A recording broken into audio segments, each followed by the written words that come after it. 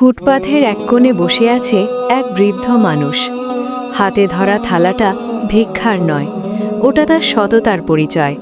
সে হাত পাতেনি, সে বসে আছে বিক্রি করতে।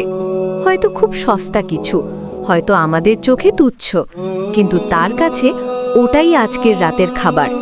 চুলে বয়সের ভার, চোখে ক্লান্তির ছাপ, কণ্ঠে নেই কোনো অভিযোগ।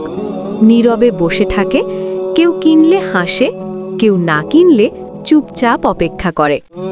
এক সময় হয়তো সেও ভোরে কাজে বেরোতো, ঘামে ভেজা শরীরে সংসার চালাতো। আজ শরীর আর সায় দেয় না, তবু মনটা এখনো ভিক্ষা মানে না।